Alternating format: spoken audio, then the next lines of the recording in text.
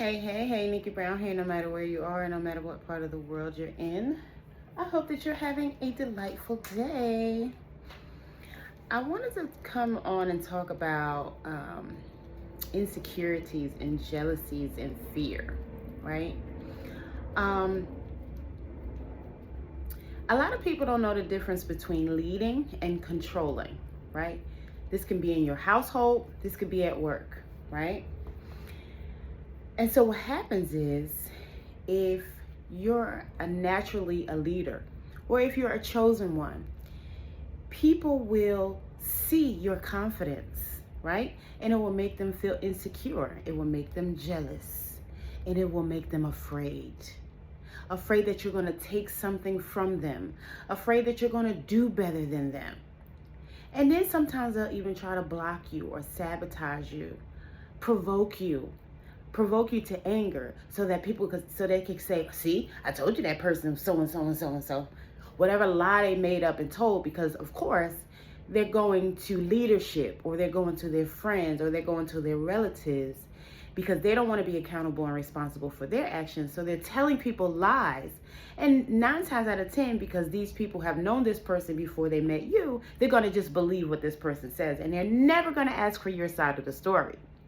Right? Although we know that there's always 2 sides to the story, and somewhere in the middle lies the truth, right? People aren't going to go with that. They're just going to believe that person did what to you? And then they'll start acting funny towards you, as if you don't realize that they're acting funny, right? As if you don't have a clue as to what something's going on. You may not be able to pinpoint exactly, but you know when people are not making you feel good, right? Again, you may not know any psychological terms like gaslighting and projection, or all the different things, but you know that it is not making you feel good, right? That's what you know. So again, they will see that you're ambitious. They will see that you're confident. And it's like, how dare you? Who do you think you are? Why do you think you're better than me? And in your mind, you're not thinking any of those things at all. But again, because of their insecurities, their fears, their jealousy, that's what they're thinking. And so they're projecting that onto you. That's what that is. They're making it seem like it's you that's that way, when it's actually them. Had an incident the other day. And I'm not gonna go into specifics, but yes, I will. There's a rule, right? If something is in a bag, it goes here. If it's not in the bag, it goes there. That's as deep as I'm gonna go. And it may not make sense, but just try to hear me out, right? So I say, oh, because this thing is in a bag, it doesn't need to go over there. And I was right. I know I'm right. I've been, I've been in leadership with another company, basically doing the exact same role, but now I'm not in leadership, but the industry is regulated by the federal government, so the rules and regulations apply to all of the businesses within this particular industry. So I know what I'm talking about. But because this person just wanted to be in control, this is again what goes back to what I said in the beginning. Some people don't know the difference between leading and controlling, and some people don't know how to take a step back when they're wrong. So because this person just wanted to be right, it was like, I said it goes there, and you just want to argue.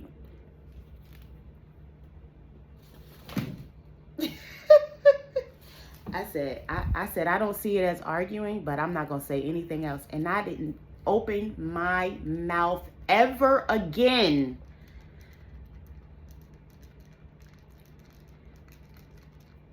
I continued to work with that person, but I didn't say anything. Whatever you say, honey, whether you right, wrong, or indifferent, I'm not going to open my mouth.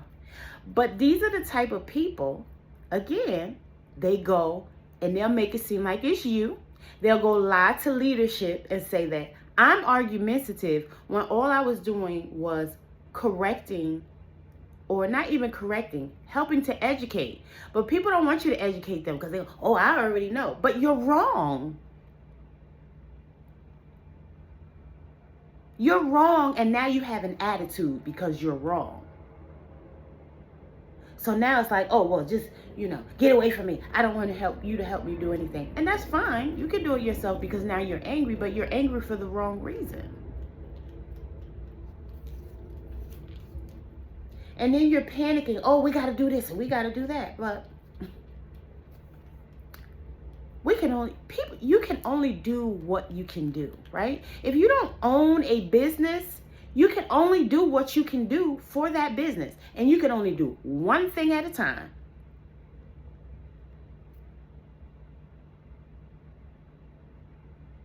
And if it doesn't pan out and somebody comes and asks you a question, you should be able to articulate, or you should be able to say an intelligent response if you're in this leadership position. But a lot of times people are put in positions that have absolutely no type of training to do this position. It's just because they needed to fill the spot, or because somebody liked them. That goes back to what Anthony Mackie? Goes back to what he was basically saying.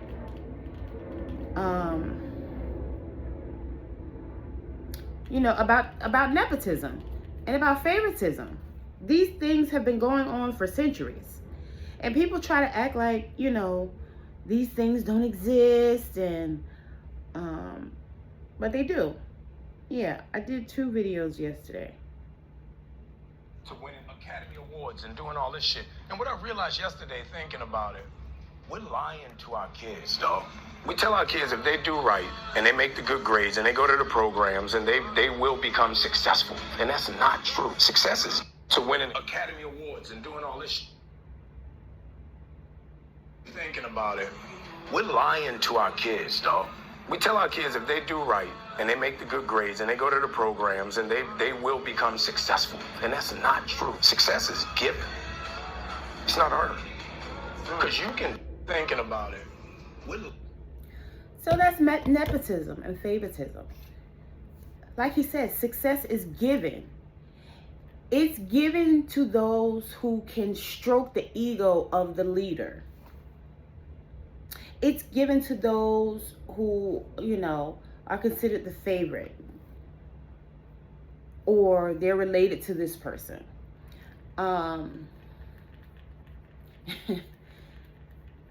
Where I am right now, there's someone who will show up late all the time.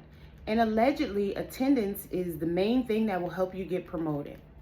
But because this person's father works there, this person still was able to get a promotion, even though they still came to work late every day. But, if you're someone who has the skills, you qualify for this position. You have the merit in the skills, the qualifications. They still won't give it to you because you're not one of the favorites. Or you haven't stroked someone's ego enough.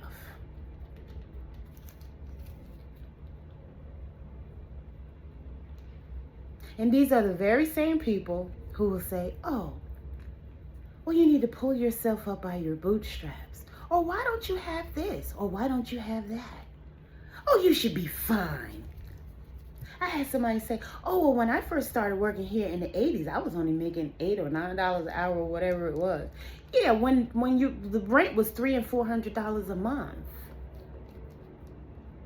There's no comparison. Why did you even bring that up? Because you're trying to convince me to stay in a situation that you know doesn't make sense.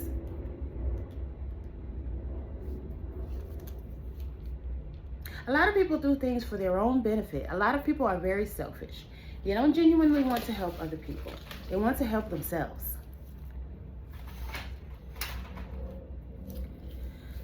So they say and do things to try to convince you that everything's okay when you know this situation is not okay.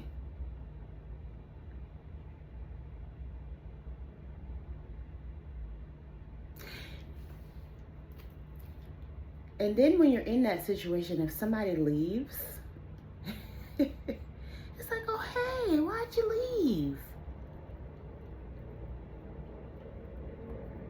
Mistreatment comes in various forms, right? It could be mental. And when you're at a job, majority of the time it is mental. And then if you don't fall for the mental part, they try to play with your emotions. Then they may say something condescending, which is verbal abuse. Then they'll try to cut your hours and play with your money, which is financial abuse. You understand what I'm saying? And people just allow it. And it's like, oh, well, I really need this job, so I'm just gonna. No, you don't have to deal with that. There are other jobs out there. And these jobs that claim, oh, they're the best of the best, a lot of them are not the best of the best. They are not. And some of the people who think that they're the best of the best, they're just thinking of it from how it benefits them. But they're not thinking collectively how corrupt the whole entire system is. Every industry. I've worked in a lot of different industries. I've worked in the healthcare industry, the hospitality industry, the communications industry, the telecommunications industry. And majority of what I did is customer service related.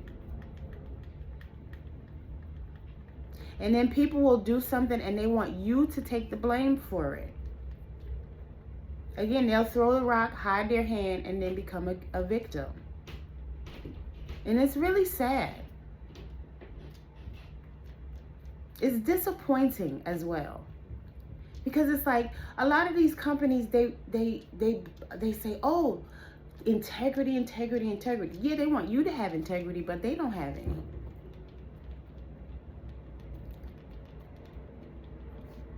I remember being in North Carolina when I realized that.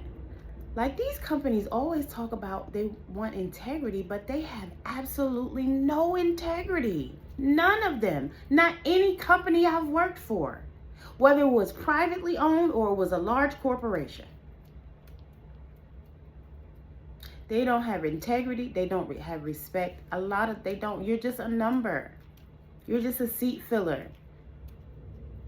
And if you get up out the seat or they remove you from the seat, they'll just put somebody else back in the seat.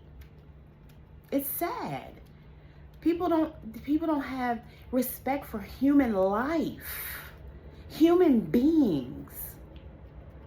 And then they stand right in your face and they lie. And then they try to convince you that everything is okay when you can see. It's so sad. And this is one of the things that Trump is bringing to light. Like I said before. With all the DEI stuff, all these people that got jobs just because of nepotism, just because of favoritism, not because they had the merit, skill, or knowledge. The person underneath him him or her who does have the knowledge and skills, they usually have to train this person who just was placed in this role, and they don't even know what they're doing. Again, in North Carolina, I had I want to say her name so bad, and I was so surprised because she was Aquarius, but she was another nationality. And she was so unhelpful. She would if we asked her a question, she didn't know what she was doing. She didn't have the training. She was just placed in the position. So if you asked a question, she had no idea how to answer the question. And she wouldn't even try to help.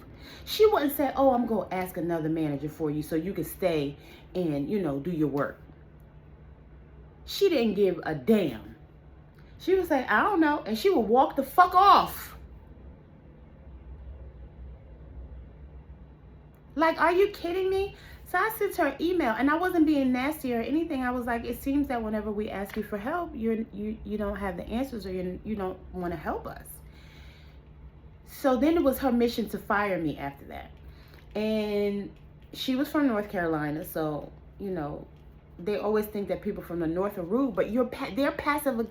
A lot of people in the South are passive aggressively rude, which is worse because it's a lie. So they don't like people from the North who are more direct and blunt, which is honest. They don't want to hear the truth, though. That's the problem. A lot of people don't want to hear the truth. So the manager at the time, he was from Philly. He understood exactly where I was coming from, and he agreed with me, and he told me such. But so he didn't fire me. But like she tried, he didn't fire me. But he ended up moving to Florida, and so another manager came. And one day I was at my desk. I forgot to log back in from lunch. Like, I was already doing what I was supposed to do. But because I didn't log back into the phone to indicate that I was back from lunch, that was her way of getting me fired, which was fine. It was great because then I ended up, being able to finish my degree. Like, God lines everything up. The Most High Creator, whatever word the ancestors, whatever word you choose to use, right? It always lines up perfectly. I had like 3 days before registration would end or something like that. It was like a matter of days. And I was able to get everything set up and start that semester. So it worked out perfectly for me. And, she's probably still a loser.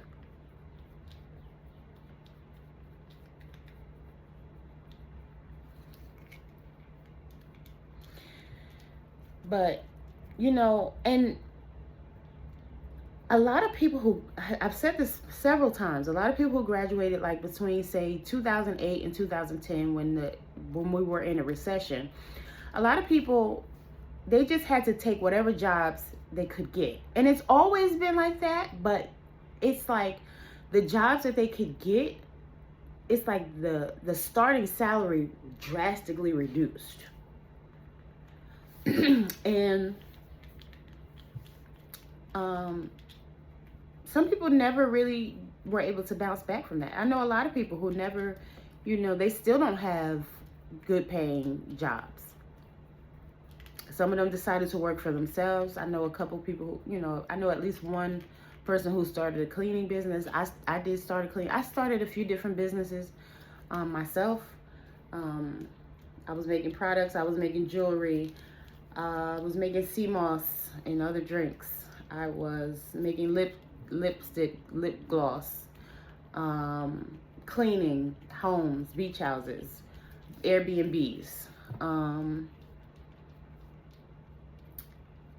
And the premise behind that, when I started making the products, I was like, wow, this is a really good product. And I know that people in my family have extremely dry skin. So, I would like to help other people who may have that same issue. But, a lot of people don't see it that way. They just see it like, oh, you're just trying to get money from me. And so whatever. And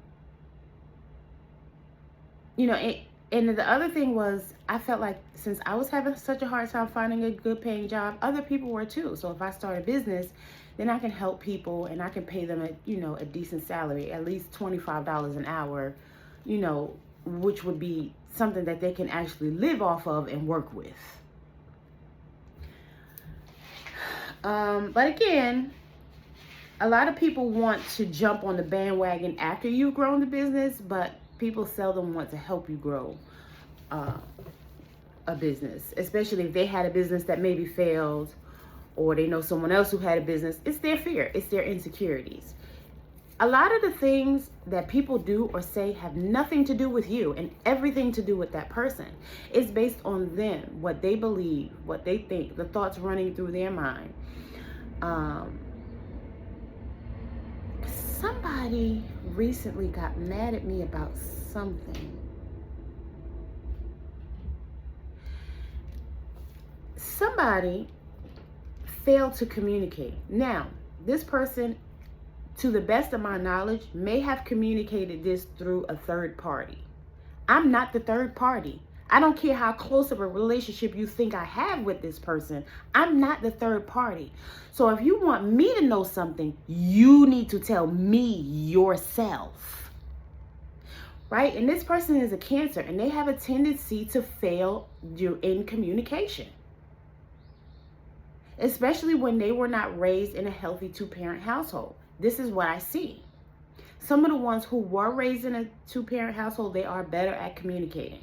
But the ones who are not, they're typically horrible at communicating. They want you to read their mind or know what they're thinking. It's the most ridiculous thing in the world. And they actually get mad at you when you don't know what they were thinking or what they wanted to do. Or when you don't do what they... Like, I had an ex who was a Cancer. And he wanted to ask me to be in a relationship with him. But I already had plans. How in the world was I supposed to know that? So I had plans. He asked me to do something, and I said I already had something to do. So he got an attitude. I already had plans. You should have asked me in advance. So going back to this other situation, again, to the best of my knowledge, because I haven't asked a third party, because at this point, this has been like over 6 months, like 6 months to a year. Like, it was ridiculous that you waited 6 months to a year to say something. So I'm like reaching out to this person, and this person is really not giving me any type of feedback. So I'm like, I'm getting ready to stop responding. And they're like, oh, well, because I had to pick you up from the airport, and because you spent the night at my house, I was mad. Are you?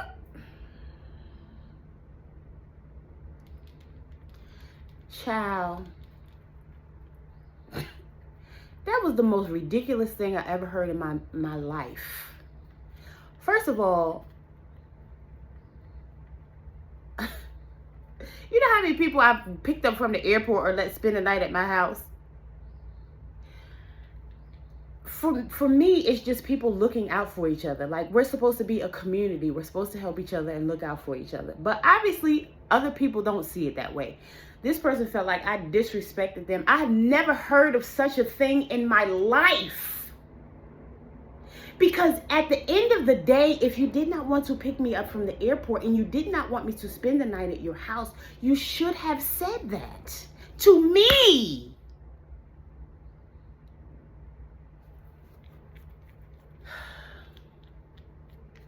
But again, people have fears, they have insecurities, and they have jealousy. Or people will try to look down on you or belittle you or make you feel less than, or like you have to bow down to them or kiss their behind in order to get, you know, a response from them or what you want from them or whatever the case may be. Absolutely not.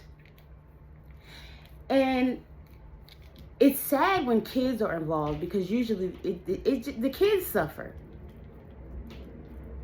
And then they, you know, the adults don't realize that the kids will have animosity, because at some point the truth is going to come out. Even if it's 50 years later. So they do all of this stuff. And especially now in the age of technology where people keep receipts. Baby, all I got to do is show the baby what you said. But do it your way, because you think you know, you doing it right. And all you're doing is creating trauma bonds and more,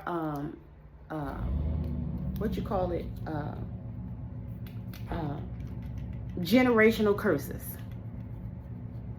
But do what you think is best. Even if it don't make no damn sense at all. Because that's what happens. A lot of times the things that people do and say, it makes absolutely no sense. Because it's not genuine. It's coming from a place of fear. It's coming from a place of insecurity. It's a doubt within that person. Again, it has nothing to do with you and everything to do with that person. Again, a person cannot expect you to some of us do have psychic gifts and abilities. Yes, I get that. We have clairvoyance, clairsentience, clairaudience, clairvoyance, all the clairs. We got a lot of us have a lot of the clairs. Some people pay attention to it, but some people don't. But we have all the Claires, right? We have a lot of Claires. Some people have one, some people have multiple Claires. Some people have ESP, whatever you have, right? Extrasensory projection, if I'm not mistaken, is ESP. But people can't always read your mind or know what you're thinking or know how you're feeling, especially if they're not around you. If somebody's around you, then they can pick up on your energy. But if they're not around you, they can't pick up on your energy. So if you don't open your mouth and communicate, and when you communicate, you don't have to say it nasty. She could have simply said, well, I would rather you not come over. I would rather you not spend the night, and I don't really feel comfortable picking you up from the airport. What's wrong with that?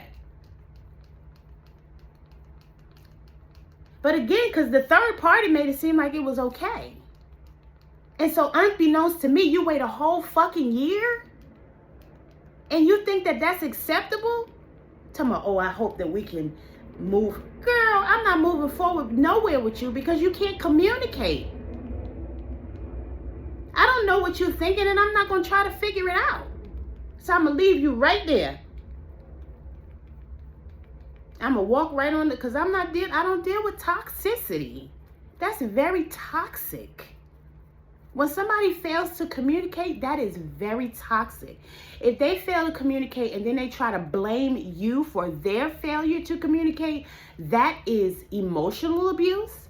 That is mental abuse. And depending on how they say it, it could potentially be verbal abuse.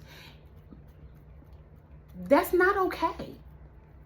You're saying that I disrespected you, but you're now disrespecting me. And you don't even realize that.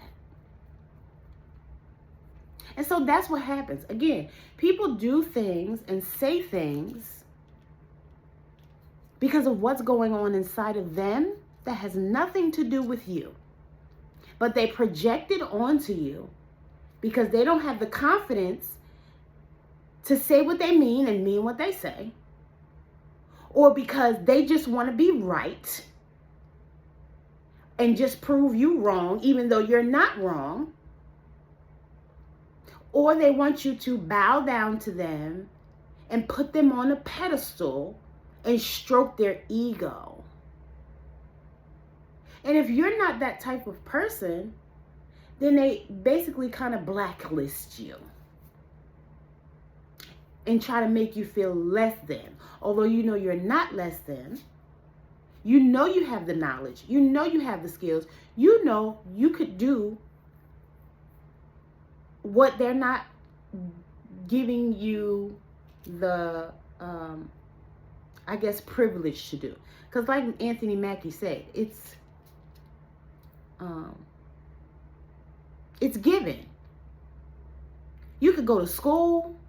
I have, you know what's funny? I was making more money before I earned a degree. I was a trainer. But I kept getting migraine headaches, so, you know, my health was more important to me. But you can have a degree. I have 2 degrees, bachelor's and a master's. The jobs that I got after, so before the job that I left, I was making $23.14 an hour when I left in 2003.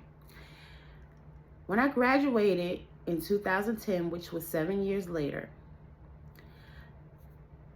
the very first job I got, which was the only job that called me back, because I put in a countless number of applications. I changed my resume countless number of times, catered it to the jobs of everything. And people always say, oh, you need to do this. You need to put the keywords. You need to blah, blah, blah. These jobs still weren't calling. And I know I wasn't the only person experiencing it. So the first job I got after graduating was paying $9 an hour. Then I got a raise to $12 an hour. I got a raise and a promotion to assistant manager, paying $12 an hour. Then that was in New Jersey. Then I moved back to North Carolina. And those jobs, see, what was the first one I got when I moved back? Maybe 12 or 15. Either way, not enough.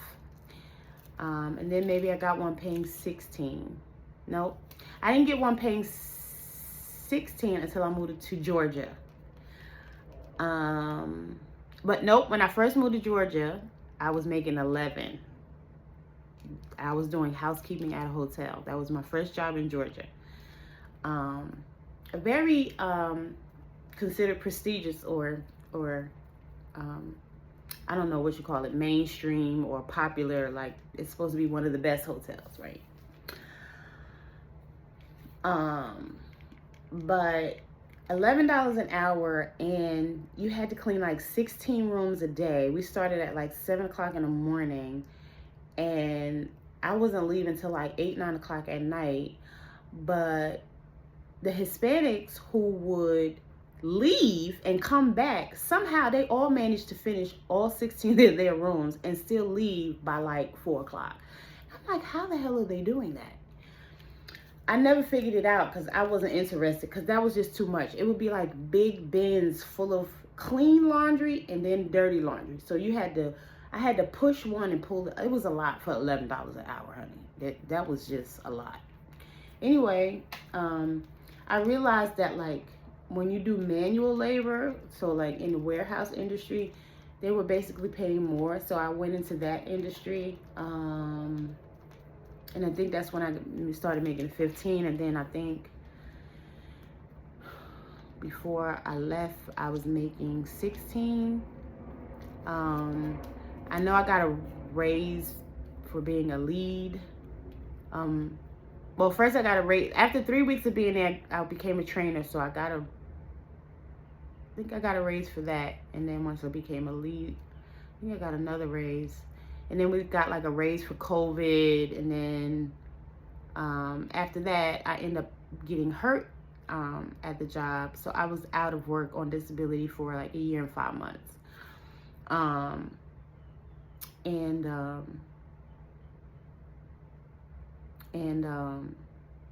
Even I did, so during that time I was still, well, I officially, so that happened, so I got hurt in April. Yeah. I tried to go back to work several times. It didn't work out for different reasons. The first time I tried, when I was walking toward the building, it was like my body seized up. I was having a panic attack. There's a book called The Body Keeps the Score. So a lot of times when a job is putting you through stress, because they were trying to provoke and sabotage me, and they would send somebody different to me every day. And then when I was out on disability, they had people riding around in my neighborhood watching me and calling me to ask me questions, not to help me, but to try to see whether or not I was lying about being hurt. So that even added even more stress. So I feel like it took even longer for me to heal and get better because of that. But anyway, that was a lot. Being out of work for a year and 5 months, I managed to stay afloat. But then towards the end, I got an eviction notice. My landlord took me to court. And in order to avoid eviction, I ended up taking out a loan at Title Max. Now, previously I had a loan at Title Max and I paid it off. But I left one job and went to another. And so there was a little bit of a transition.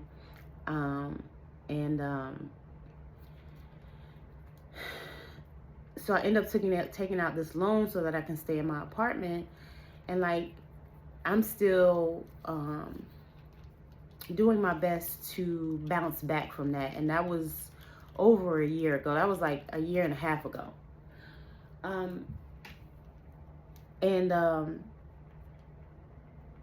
And so the where I am now, I started out with like $16 and some change. And then we end up getting a promotion last year, and then we got another promotion. And so I make like 19 now. But again, I was making $23 in 2003. And Georgia is not as cheap as it used to be.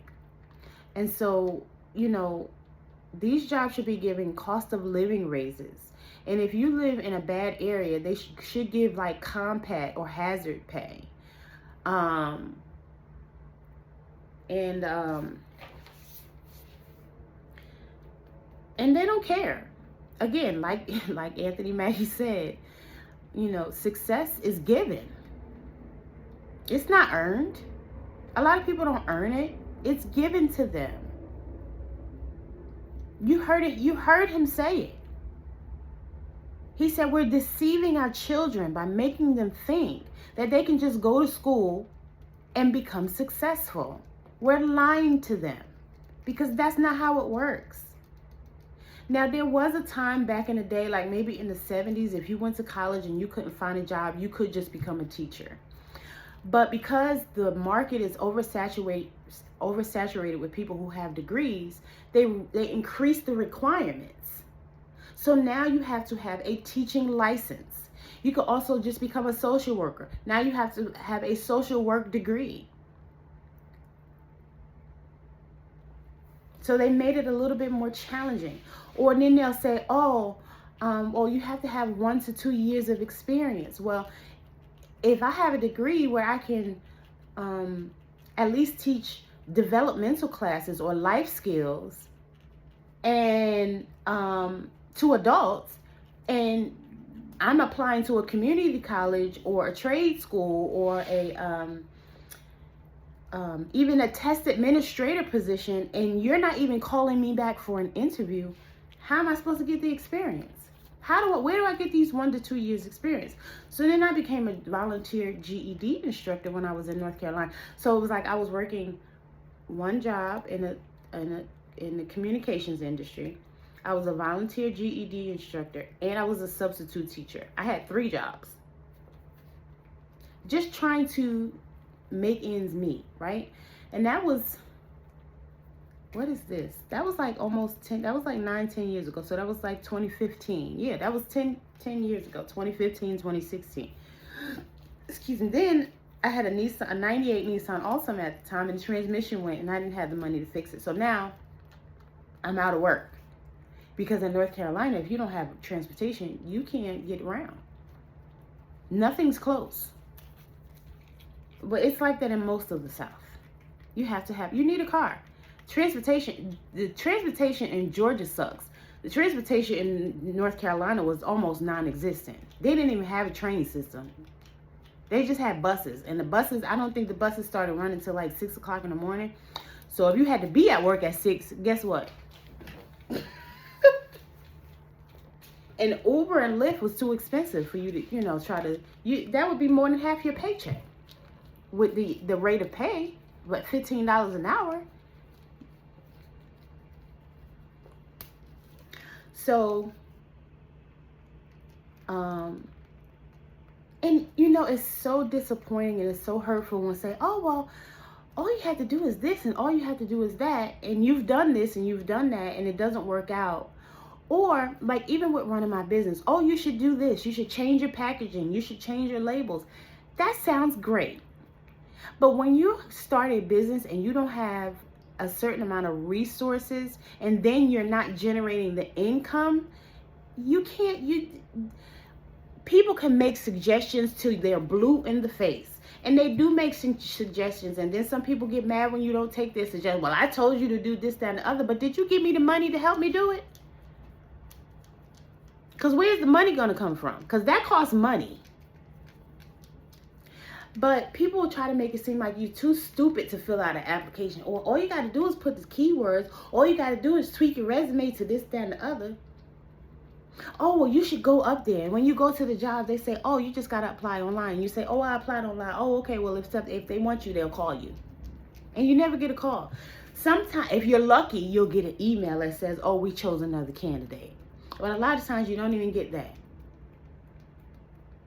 And then some of them, I've had where I spoke to somebody, and as soon as I got off the phone with that person, they sent the email and say, oh, we chose another candidate.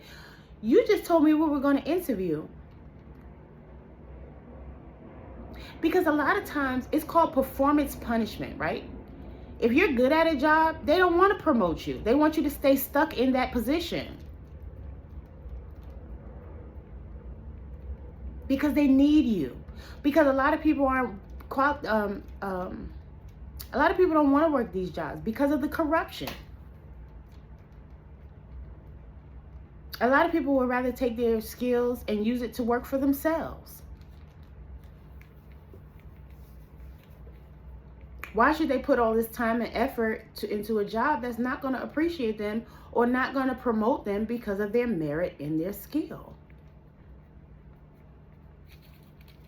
Why is it okay for you to give other people an opportunity? Someone who shows up to work late, just because the father is the in a leadership position, is that fair? No. So everybody else has to bust their behind and continue to stay in this entry-level, low-paying position? That's not fair. And on the behalf of the company, it shows a gross lack of integrity, a gross lack of respect. And then when people say, jobs are modern day slavery, oh, what you talking about? What you call it?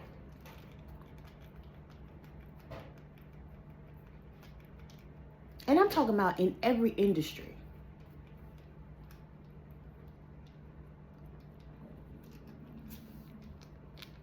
And I'm talking every nationality.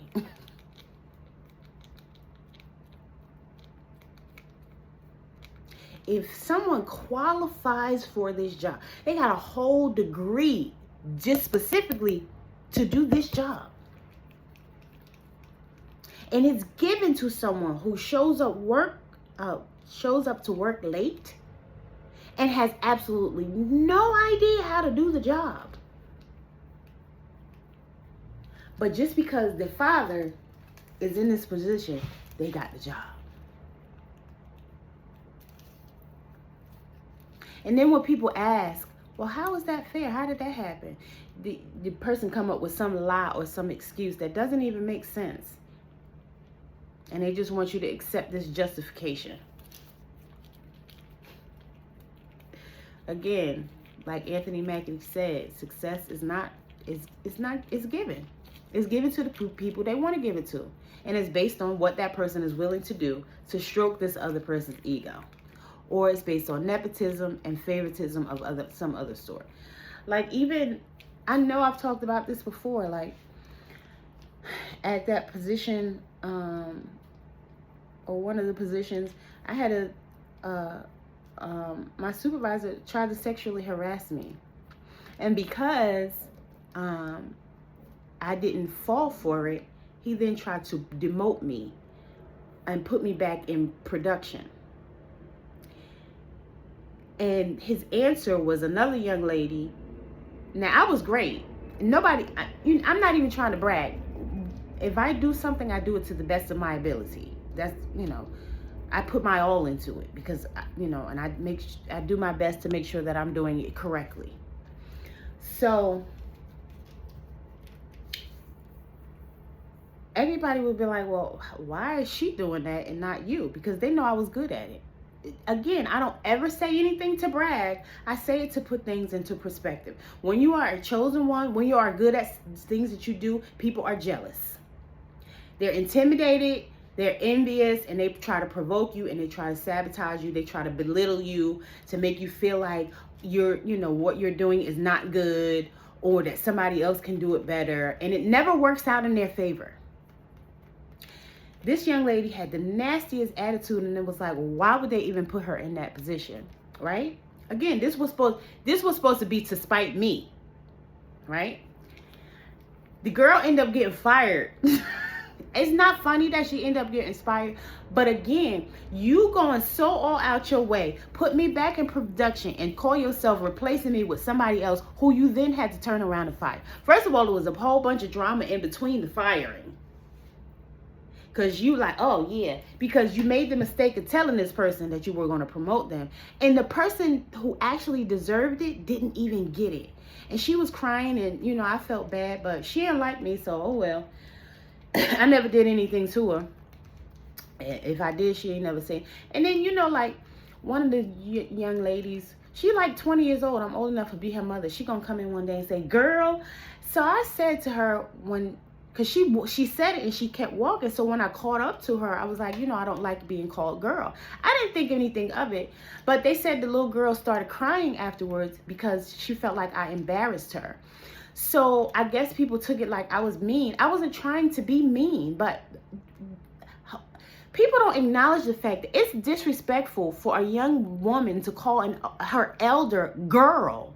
That's something that they do in Georgia, and I do not like it at all whatsoever, but they don't see anything wrong with it. I think it's the rudest, most disrespectful thing in the world. And for me, it dates back to slavery, for, them trying to make you feel insubordinate and like you're beneath them. I think that's so disrespectful. But again, this is something they've come accustomed to. So I wasn't loud about it. I didn't say it mean or anything. I just said it. I was like, please don't call me girl. I don't like it. And again, she said she felt embarrassed and she started crying, and I didn't know. So somebody, I didn't know until somebody told me. So when somebody told me, I acknowledged it and I apologized. And her little friend like, oh, you gonna apologize after the fact? Yes, stupid. Yes, because I didn't know, dumbass. How was I supposed to know if nobody told me? To me, that wasn't embarrassing. There was no reason to be embarrassed. I came to you and I said, like a mature adult, I don't like that you called me girl. And I still don't see anything wrong with it. But because it hurt her feelings, I apologize. Because that was not my intention. It's never my intention to hurt someone's feelings. Because that's not the type of person that I am. But you got some immature, simple-minded people who get an attitude. It doesn't even have anything to do with you. She got fired too, though. See, all of the people who try to go out their way and go hard and call themselves getting an attitude, and even like certain things, like there was another young lady. We're standing in line. We've been standing in line to clock out. And these two come and jump and clock out in front of us. And I later became cool with those two people. But for me, I'm not used to stuff like that. You don't do stuff like that. Stuff like that is considered to be rude. But in the South, they consider it to be rude if you say something to them about the behavior. Because nobody wants to be accountable or responsible for their behavior. They just want you to be able to do whatever they want to do and you not say anything to them. And I said this before, I blame that on, and people think I'm crazy when I say this. George Bush passed the No Child Left Behind law, right?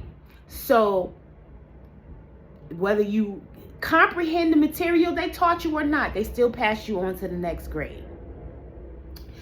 They took religion out of school, which I'm not necessarily mad about that, but at the same time, it helped people establish a certain amount of morals and values and not just do anything with no accountability and without taking other people into consideration. It at least did that, right?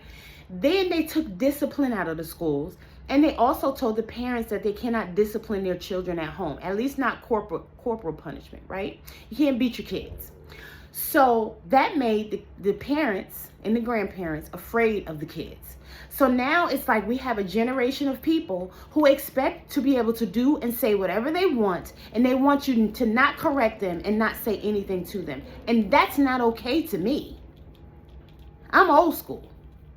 You can do that. You can do that with other people, but you cannot do that with me. So just stay away from me. Because I'm not going to accept that. I'm not going to tolerate that. That's ridiculous. You cannot verbally, mentally, emotionally abuse me or mistreat me and expect me not to say anything. And if I don't say anything, I'm just going to get away from you, whether it be a job or a person. And if it's a job and if I come to you and I tell you that this happened to me and you don't protect me, yeah, I'm just going to plan my exit. Because usually the job needs you more than you need the job, because you can go find another job, even if it pays less money. You can always do Uber, Lyft, DoorDash, Shipt, Roadie, Instacart,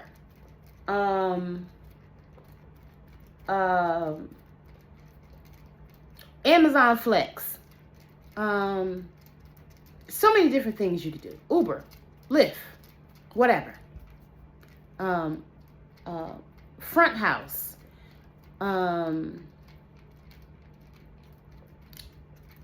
People ready.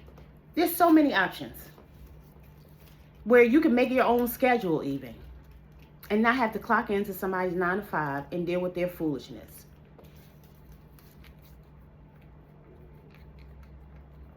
You don't have to be disrespected. You don't have to be mistreated. You don't. You can start your own business. You do not have to allow anyone to mistreat you or disrespect you. You don't. Nobody. Under any circumstances. You don't have to bow down to anybody. You don't have to stroke anyone's ego. You don't.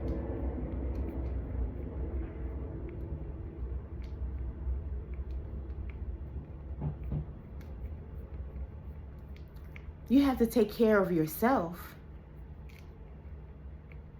If you have children under the age of 18, you have to take care of your children. If you have a spouse, you should be taking care of your spouse, and your spouse should be taking care of you. But outside of that, there's people now, there are people living in storage units. There are people living in vans. There are people living in their car. There are people living in their RVs. They're completely disconnecting, unplugging, and going off grid.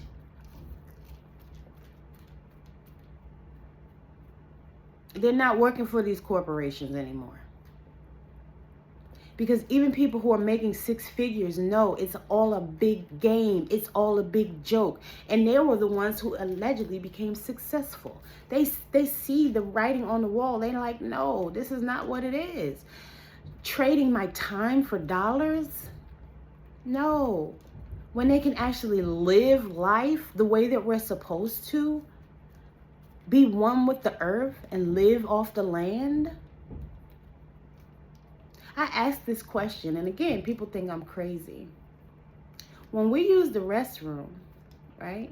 When we're supposed to return it to the earth. Why do they collect our poop in a toilet and send it to a treatment facility? What are they doing with our poop? What are they doing with our poop and our pee? Why does our poop and pee need to go somewhere other than the ground? To recycle and become a part of the ecosystem, to fertilize the soil, to grow more crops. Why? Most people think it's crazy to even ask that question. Why do we have to pay insurance just in case something happened when you could go your whole life and nothing ever happened? Why do we have to pay for water when it flows freely along the earth? Why did they all of a sudden put it in a bottle and start charging you for it? Like there were already some premium like Perrier, those Avion, those were already in existence, for like, bougie people who wanted to buy water. But then all of a sudden, everybody had bottled water. It's like they told you the water was tainted, so now you got to buy water. So now we're just in the habit to buy water that flows freely on the earth. Why do we have to pay for electricity? Our ancestors didn't pay for the electricity, and they still had electricity. They had lanterns. They used water to power, for power. They used coal for power. Again, why do we pay for electricity? Because somebody told you to. Why do we have to pay for land? This land was free. They stole it. Now they charge you for it. Or they put a piece of property somewhere and they tell you, oh, you can buy this property, but you never really own the property. It's never yours. Because you don't know that you need the allodial rights to own the land. You don't own the land. Because if you don't pay those taxes, they're going to foreclose on you. They're going to start the foreclosure process. In other countries, once you own the land, it's your land. You could pass it down to anybody in your family. They can't take it away from you. Whether you develop the land or not, it still belongs to you. Not in the United States, though. The best country in the world? I don't think so. Why is it that people in Finland and other European countries, they're the happiest? They can leave their kid outside the front door and nothing will ever happen for hours. They get off, at a decent time. Let's say I think it's 5 o'clock in the afternoon. Like, everybody gets off at 5 o'clock so they can go home and eat dinner. First of all, so they can go stop at the fresh market, like a real fresh market, an open market or a market that has fresh food that they can buy and go home and cook their dinner for the day and spend the evening with their family. That's how it works in other countries, but not in the United States. Other countries, if you have a child, the father can stay home for, I don't remember how many weeks or months, but good bit of time, and the government pays them because they just had a baby. If you go to school in another country, and I'm mainly talking about the European countries like Finland and that. If you go to school to become a florist, guess what? When you graduate from university, you become a florist. Not in the United States. When you go to you live in the United States and you get a degree, you don't know what the hell kind of job you're going to have when you finish.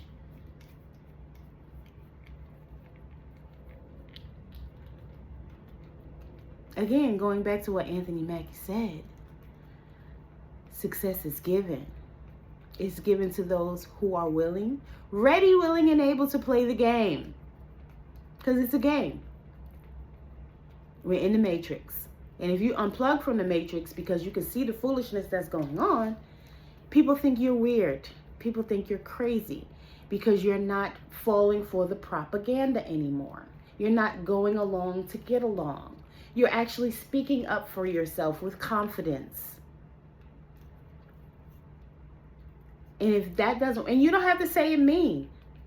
But again, some people will just get an attitude because you said it at all. Because they don't want to hear it. They don't want to be accountable and responsible for the truth. Because then they might actually have to do something. They might actually have to do the right thing, actually. People don't want to do the right thing. They want to continue to be horrible people. And they want you to say absolutely nothing. I've never seen anything like it. Like back in the day, we used to help each other out. It was great. There was really a sense of community. Now, I don't know what's going on. It's horrible. People are so selfish, and they don't really take other people into consideration at all. It's so sad. It's disgusting.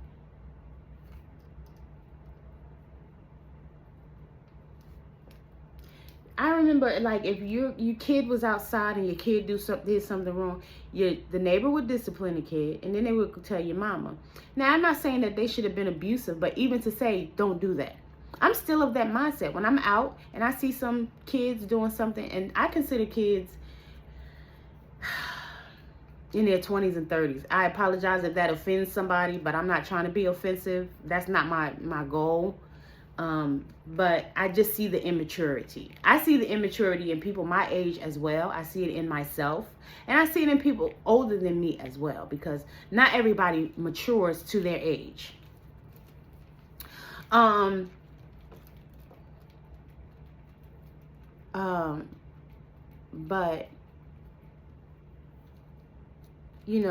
again, because of the No Child Left Behind and all of those things that happen as a result of them wanting to change the mindset of a generation, in which they successfully did.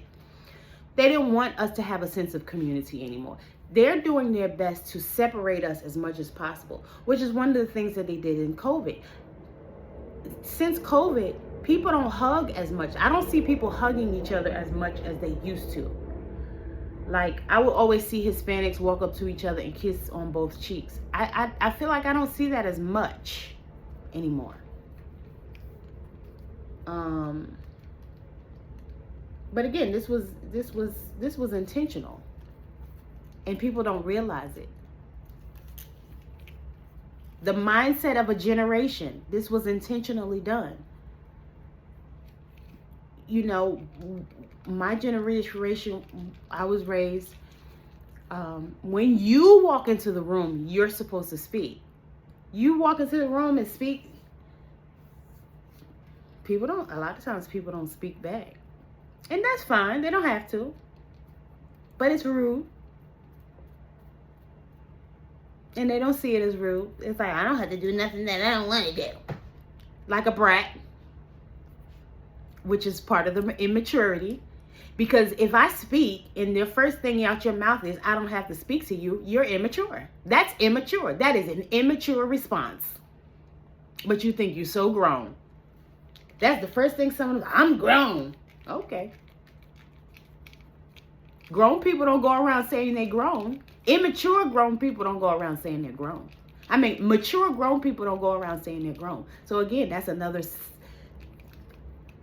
indication that you're immature. Because mature people don't say that. But you don't get it. And this is not me picking on anybody or attacking anybody, because again, we all go through it. I was that age at one point too, and I thought I knew everything and nobody could tell me anything. And then once I got a little bit older, I realized I didn't know a goddamn thing, and I should have been maybe listening and paying attention to some of the stuff that people said, which I did listen and pay attention to some of the stuff. I took what I felt like I wanted to use and I discarded the rest.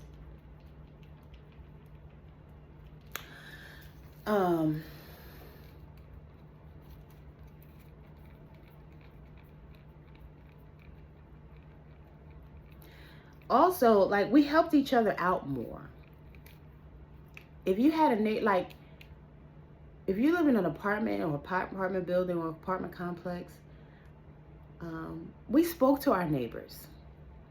Now, you can live in an apartment complex or have neighbors next to you and people don't want to speak. And I know that people have been hurt by other people, but I think that that's so weird that you wouldn't speak to your neighbor.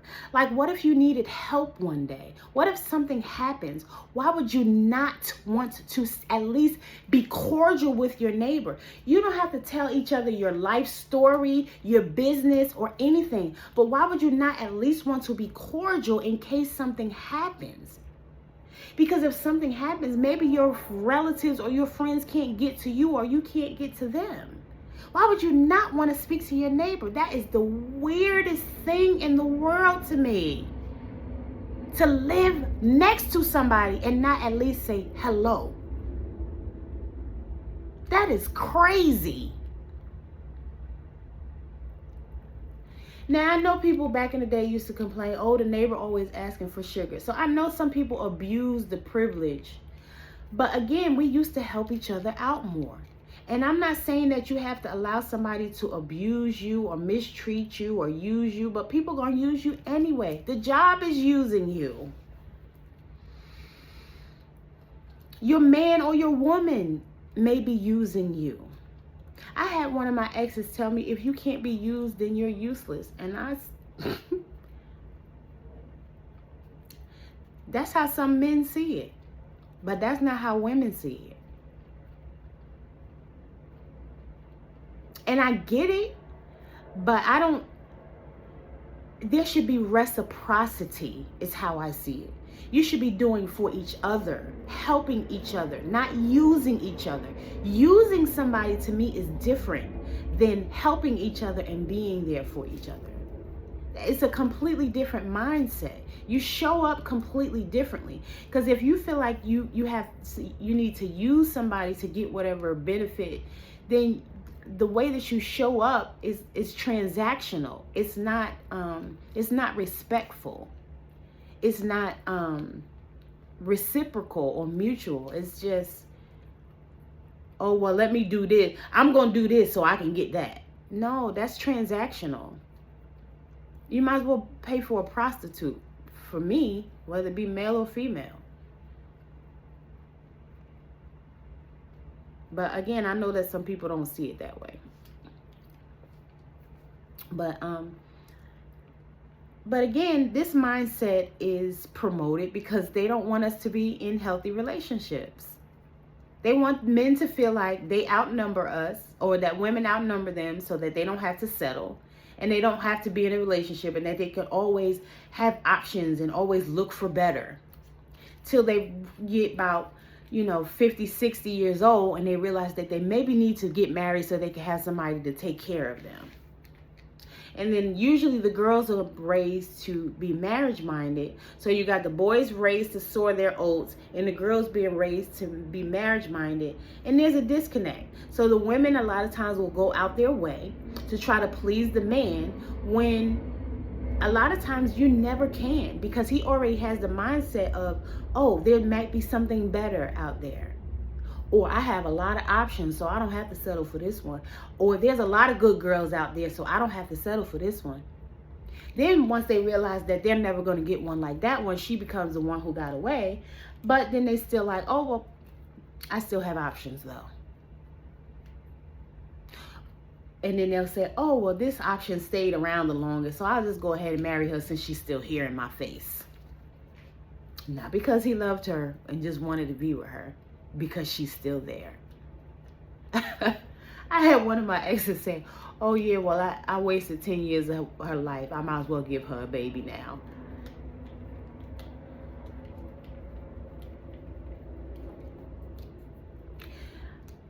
I would not want to be... my son's father cheated on me, and I basically in my mind I said, well, obviously he didn't really love me. Which maybe he did. I can't say how somebody really feels, but that's how I see it. You can't possibly love me if you would cheat on me. You can't possibly love me if you would do anything to hurt me. People do make mistakes, but having sex with someone else is not a mistake.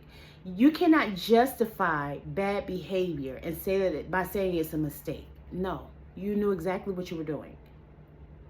You don't accidentally pull your penis out, your shaft out, and stick it in something and call that a mistake. No, that was a conscious effort, and you followed through with it. So again, for me, that means you can't possibly love me, because for me, I'm not even looking at anybody else when I'm in a relationship.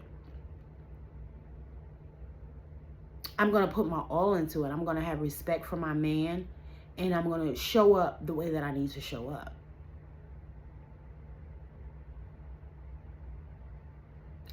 And I'll do my best to, satisfy him. You can... Honey, I'm not going to say I was perfect, but I did my best to satisfy my men in relationships. And when I felt like it wasn't being reciprocated, because when my son's father, he would start spending the night out. And at first I used to, say something. Then I just stopped saying anything. He didn't realize that meant I was already gone. I was already out the door. Mentally, I was gone. I wasn't having sex with him. So I started asking him, oh, how was your night? Did you enjoy yourself? He thought I was batshit crazy. No, I'm just checked out. So I don't care anymore. So whatever your answer is, it's not going to bother me. That's what that was. Oh, did you have a good night? I'm so glad you enjoyed yourself. It's your little girlfriend, little girl you're messing with. That's so great. Because at first I was stressing myself out. Well, how I knew what was going on. So at the time, we didn't have cell phones. And I can't remember how, but I found out where the girl lived. So I walked to her house, and there was a payphone right outside her door, and I beeped him, paged him. So I knew he had to come out, because we didn't have cell phones. Again, we had pagers. So I knew he had to come outside to use the cell phone to respond to the page. And lo and behold, who comes walking out the door? Surprised to see me, of course. But again, I realized after that I wasn't going to win that battle. So I'm going to let you have it, boo. But thank you for allowing me time to get over you. And then he ended up with the same girl now. Tell you how the Most High worked. Because I've always been chosen. I've always been protected. What happened after that was, he was in a car with her, The car belongs to her boyfriend. She told him the car was her brother's car. They had drugs in the car, and they ended up, the brother reported the car stolen. So he got out the car, went into a Wendy's, put the drugs inside the drop ceiling, but still got locked up for the stolen car. I think he ended up doing, I don't know if they ever found the drugs or not, but ended up doing like 9 months in jail. So that even helped me even more to get over him. So that when he came out, I was completely over him. And as a matter of fact, during that time, his mother was like, oh, you should start seeing somebody. You're always in the house by yourself. You never go anywhere. You never do anything. And for me, I'm only going to date one person at a time. Because if anything happens, a venereal disease or pregnancy, I want to know who to go to. I don't want to say, oh, it's between this person, this person. I don't want to be that girl. Because I'm not that type of girl.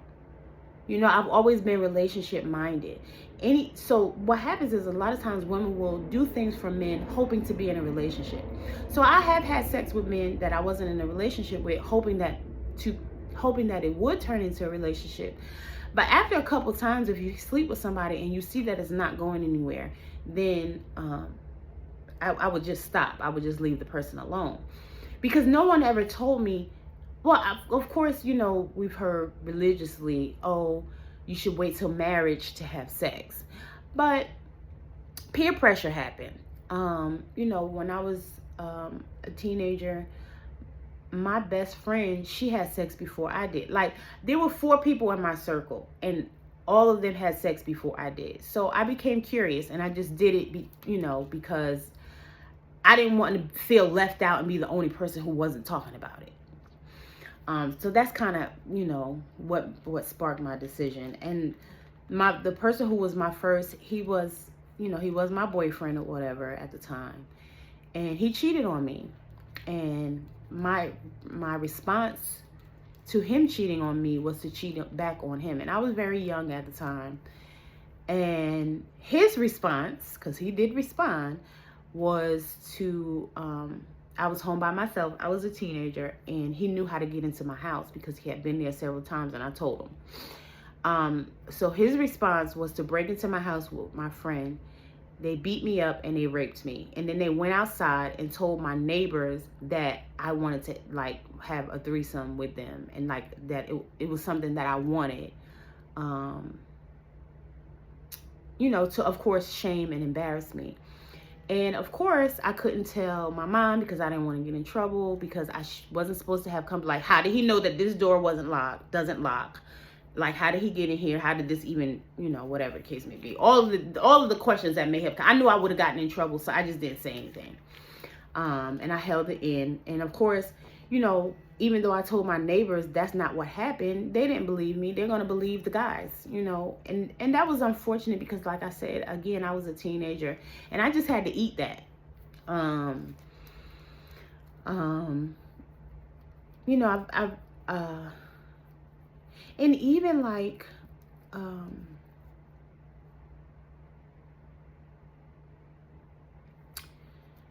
don't know.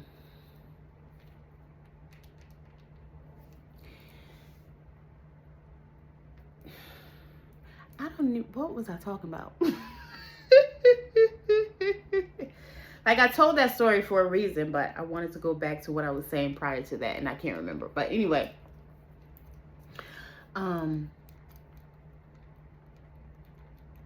lot of things happen that we don't have any control over, but at the same time, we do have control. You don't have to allow yourself to be mistreated.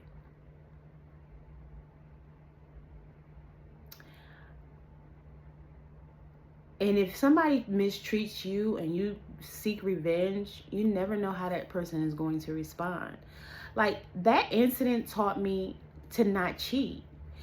And, you know, I'm a very friendly person, so people always assume things about me.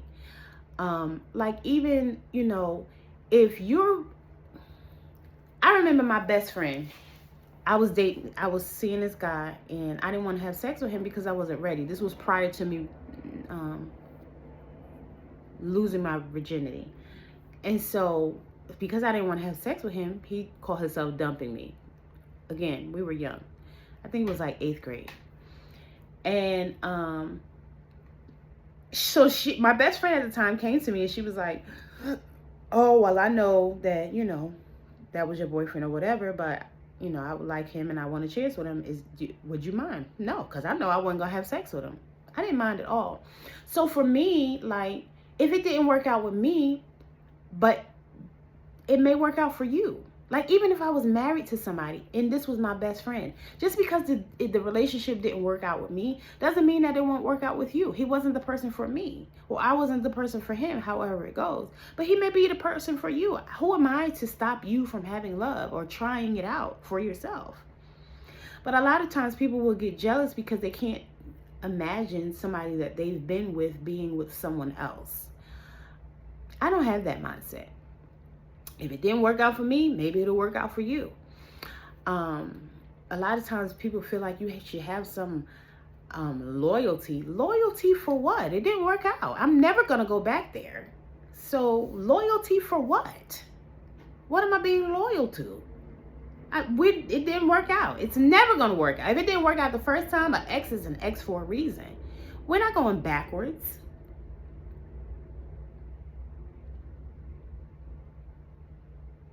But I will say that, again, one of the things that it taught me is instead of cheating, if somebody does something that I don't like, I'm not going to cheat. I'm just going to leave. And now that I'm older, I'm going to walk away sooner than later. I'm not going to allow things to just pile up and add on. If I'm talking to a guy, I was talking to a guy recently and I felt like he was belittling.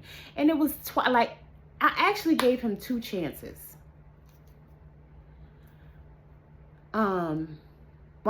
I shouldn't say 2 chances, but it happened one time and I mentioned it and I was like, I'm just going to fall back because I don't like this energy.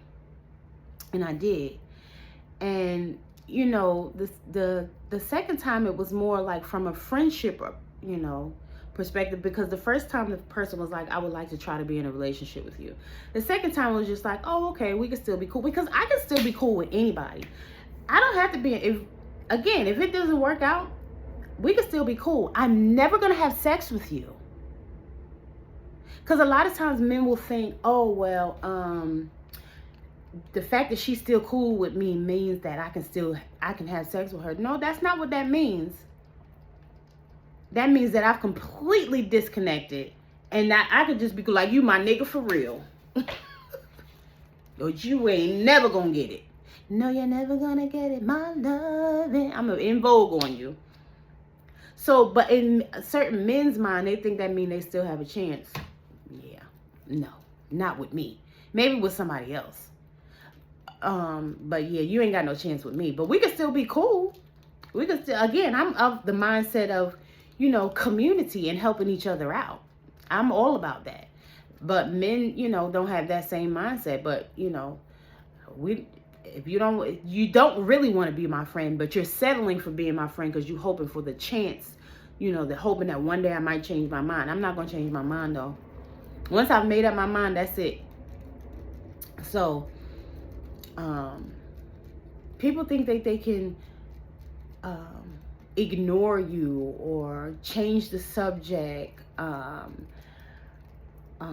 be condescending and all of the different things, and that you're just supposed to, again, that people don't want you to say anything nowadays. They just want to be able to do whatever they want to do and you not say anything, and that just doesn't work for me.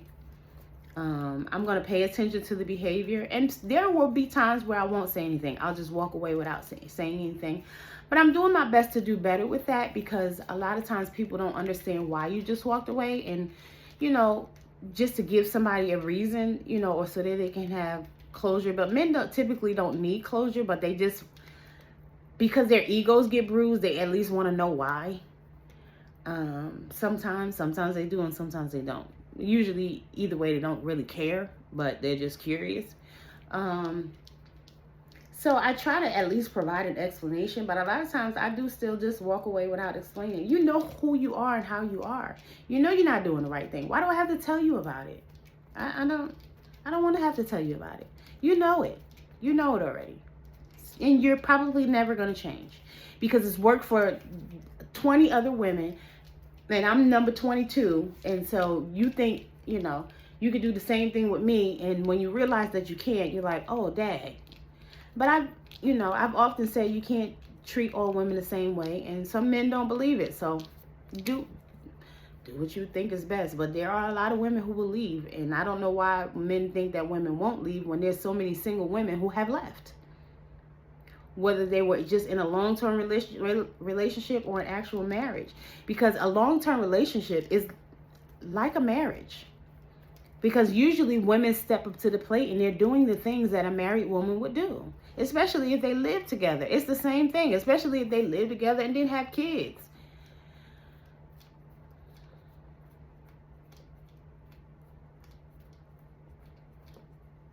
It's no different than, because back in the day, our ancestors, they didn't get legally married. All they did is jump over a broom and live together.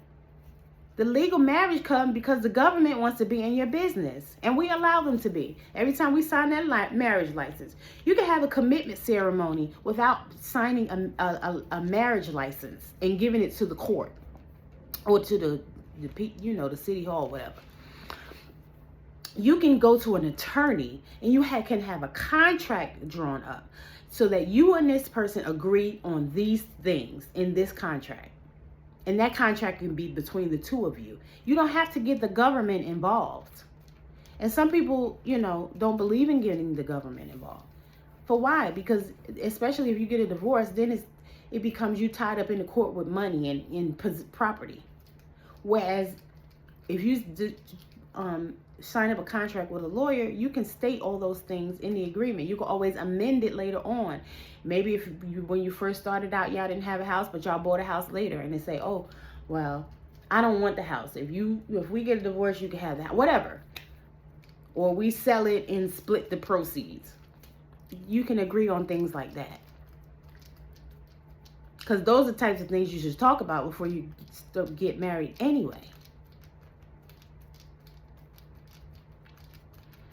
But anyway, such is life. We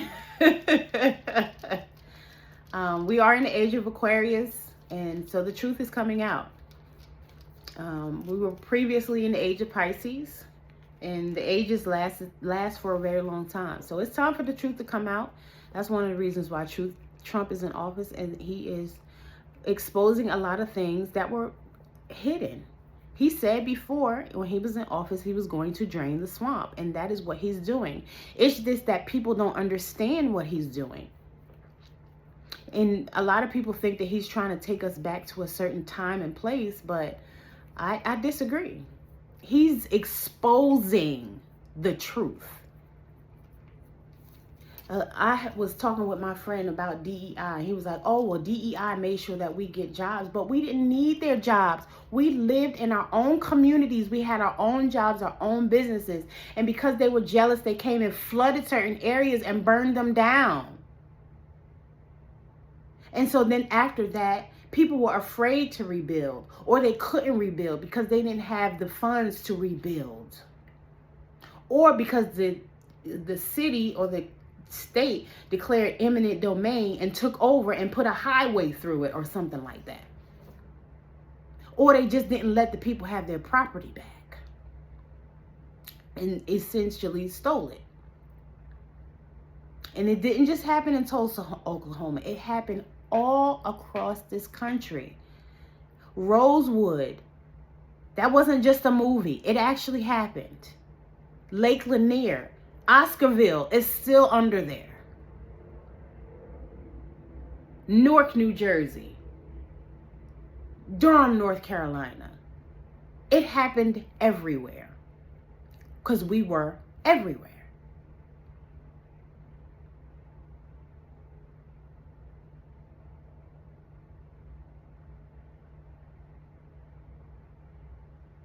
And again, these are the same people, like Martin Luther King said, these are the same people that's telling us to pull ourselves up by our bootstraps. But then when we look down, we realize we don't have on any boots. So they're not giving us the proper equipment to even get on our feet.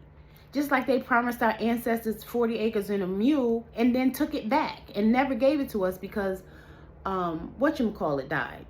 Was it Kennedy? Well, shouldn't even say died. Was assassinated because they didn't want, him to look out for us. Whenever we collectively get together and see one of the things that people don't understand, Europeans came here as indentured servants. Once they paid off their indenture, they started telling the Caucasians that they were, because we were together on the same plantation, they came here to pay off their indenture to the new land where they can be free and have their own religion and escape the imprisonment that they were in Europe. So we were working alongside on the same plantations. I have pictures, right? Shout out to Dane Calloway and Tanisha Calloway.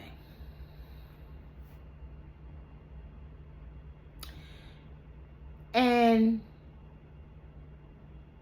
there came a time where they told the Caucasians, oh, you're better than those people because of your skin complexion.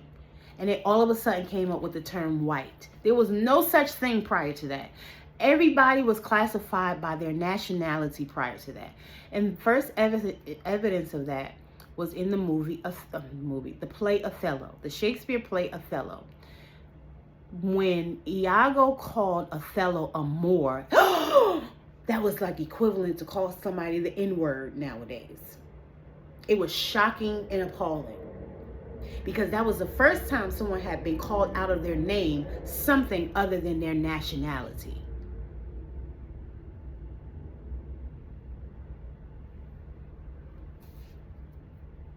And Othello was a Moor from North Africa.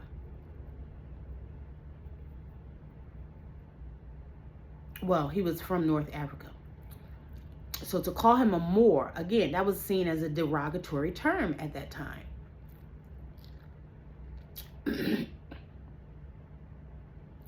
And so when the explorers came here,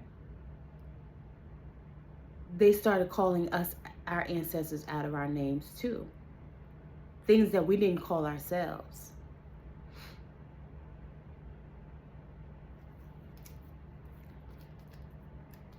But we worked together until we were told that y'all were better, Caucasians were better. And of course the Caucasians were like, oh, you're better and we'll give you this. We'll give you land, we'll give you a farm, we'll give you all the things. And just make these people feel like they're less than you. But this was a certain class of people because it was all about class. There was a certain class of people who wanted to be in power. So they made that lie up. And so now we're at a point where people don't want to give up that privilege. They don't want their comforts taken from them. But again, Trump put the shed light on it because DEI never benefited us. I have the list. The first person on the list, or first group of people on the list is white people, followed by white men. Then I think it goes Asian, maybe. I don't know, but I know like disabled and LGBTQ, African American or Black American, whatever, which we're not Black because Black is a color. Anyway, I'm not going to get into that, but we're the last on the list, which means we never benefited from it.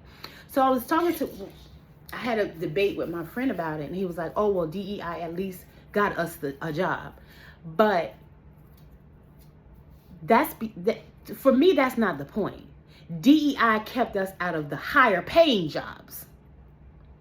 That's what DEI did. Because again, we didn't need their jobs. We had our own hospitals. We had everything. Our ancestors had everything in this country. And please don't tell me that I'm wrong until you do your research. People love to say, no, we didn't. That's the first thing they say. We was never doing well in this country. Yes, we were. Stop it. Stop telling people that they're wrong when you haven't done the research. Just do the research.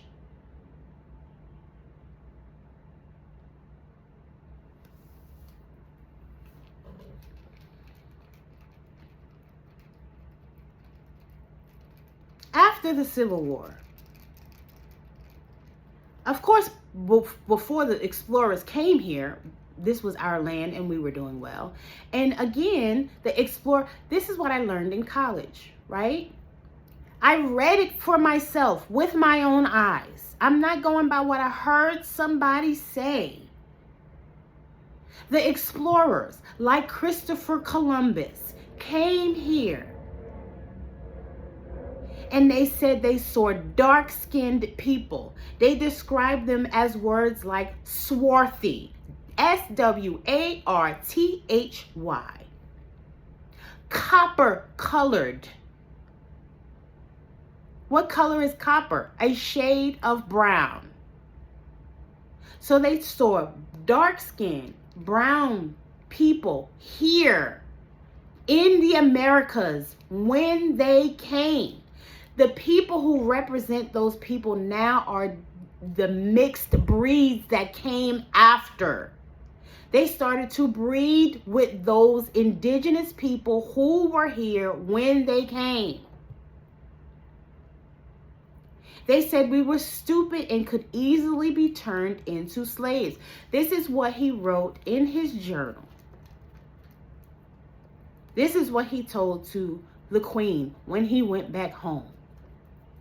I think it was Queen Elizabeth and King Leopold, if I'm not mistaken, if I remember correctly.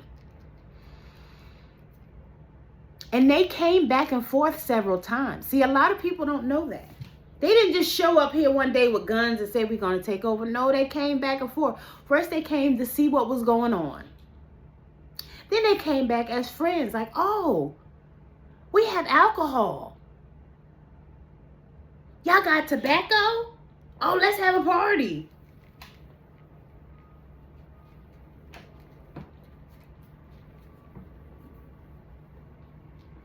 Whoo, they played their little flutes and stuff. Smoked their tobacco. Probably participated in rituals and everything. Because all those dances and stuff, the dances that we do, people think they're modern dances. No, those dances come from our ancestors, baby. Instruments come from our ancestors, boo. Everything we do, there's nothing new under the sun. Everything that we do, those concepts were in existence prior. So you told another group of people, another nation or another nationality of people that they were better. You took the land. You make us pay for everything now, and you prevent us from having opportunities. And then you tell those same people, oh, well, just pull yourself up by your bootstraps. And Martin Luther King said, I fear I have led my people into a burning house, because he realized after the fact that he messed up by encouraging us to become Democrats. When he shook hands with old boy on TV in front of everybody, a lot of people converted. Again, this was all intentional because we were Republicans prior to that. A lot of people don't know that. And as soon as you tell somebody that, because they didn't learn it in school and they didn't read it for themselves, they're going to say I'm wrong. I'm not wrong. Please do your research before you tell me that I'm wrong. Stop doubting people. I fucking love you. These companies don't love you. I want to see us all do well. I'm not making it up. That goes back to the scripture. For those of you who are religious, Jeremiah 7:20. Jeremiah asking God, why do you have me telling people the truth when all they're doing is mocking me? Stop telling me I'm wrong and I don't know what I'm talking about. What we learned in school is wrong. It was a lie. We have to unlearn and relearn everything.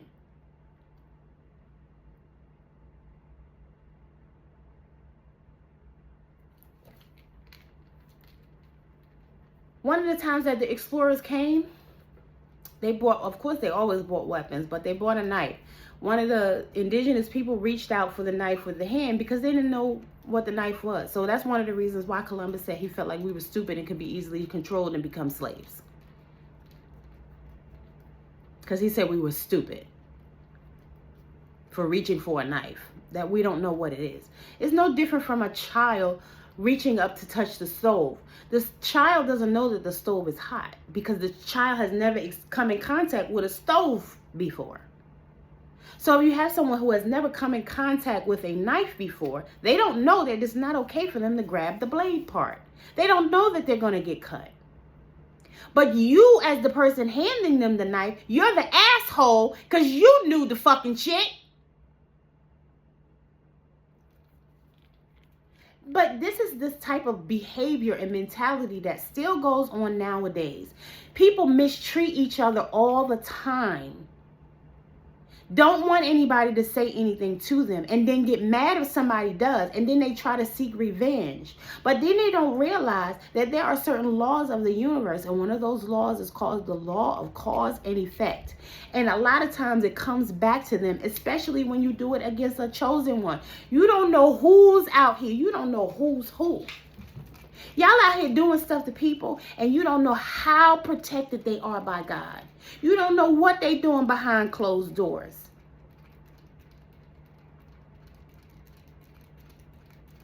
I had somebody do something to me the other day, and I promise you immediately,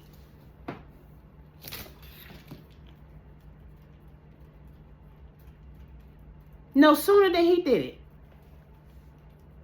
Sometimes it doesn't always happen that way.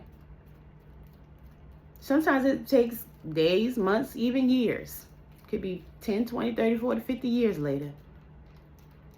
But sometimes it happens instantly. Because it's unnecessary a lot of times. A lot of the things that people do to go out their way to be mean or try to sabotage and provoke you is so unnecessary. And then when it doesn't work, they feel stupid. Because you was just a jerk for no reason. Had a conversation with somebody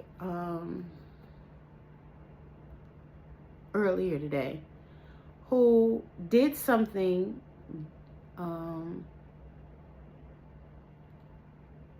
to be mean to me years ago.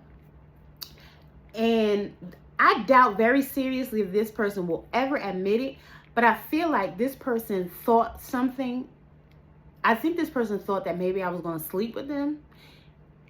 And because I didn't sleep with him, I think he tried to be spiteful. Because I don't even want to say specifically, but he told me he was going to do something and he didn't do it. And I just sat back and watched to see what was going to happen. And, you know, maybe I should have brought it up again, like, oh, you know, so-and-so and so-and-so. But I didn't, because I pretty much kind of already peeped what was going on. So, but of course, you know, I'm around this person's friend. So, of course, this person makes it seem like it's me. Like I'm the bad person and I just did something wrong. When this, in fact, this person did not keep their word. And then they tried to, like make me feel bad. But I could be wrong, but I really feel like that was the real situation, but I'm gonna leave that alone. But I don't know, it's just so unfortunate. It's so sad, this corrupt world that we live in. Again, going back to what Anthony Mackie said, success is given. And people pretend that they don't know. And there's a lot of people who have joined different organizations, and so they do get, you know, better paying jobs, and a lot of them do get to have better positions, because there's a code they can put in their resume. They have a secret handshake, and you know, they have more opportunities to network with people. And I've had people try to help me out to get better paying jobs, but, you know, it doesn't always work out. It hasn't worked out. I remember somebody tried to help me get a job at New Jersey Transit, and did the interview, took the test, passed the test, and like that following week, they put a hiring freeze on. So, you know, things happen.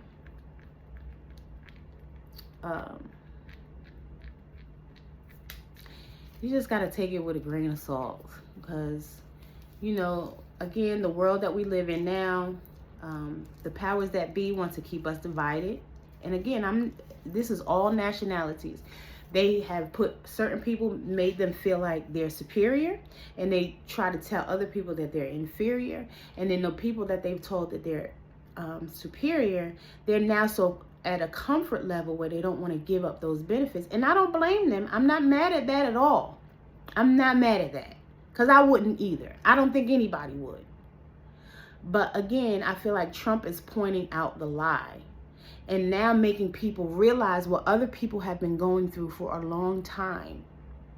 The very same people that you were telling that they need to pull up by their bootstraps, you know you weren't giving them those opportunities. You know that they're not making an adequate amount of money to take care of themselves. But other people were put in positions where they could, you know, take care of themselves. And so now that they're seeing that, wait a minute, what's going on here? Why am I having to juggle between whether or not I can buy food or pay a bill? A lot of people have been going through that for a long time, right? And so you can say that they're used to struggling or that they know how to adapt to struggle, but they shouldn't have to. Why is it that, you know, there's a certain class of people or a certain group of people who have been going through that for centuries, where you have some people who are just now starting to go through it. And some of them are having aha moments, but some of them are like, well, it's still about me, me, me, me, me. I don't care about anybody else. Either way, it's sad. All right, y'all, I've talked long enough. I'm going to get off here. As always, I love y'all. I promise y'all, I love y'all with my whole heart. The people who hate me, I love you even more because you don't know any better. And it's sad that you've been programmed to and conditioned to think that you hate me, especially if you don't know me. Because a lot of times it comes from fear, jealousy, envy, insecurity. You're good at something. Do what you're good at. Stop focusing on me and what I'm doing. Because I'm just doing me. I'm not trying to make anybody feel any kind of way. I'm just out here doing me. What brings me joy. For my self-healing. For my, you know, zen. My tranquility, my calm, my harmony. And you should be doing the same for you and your household.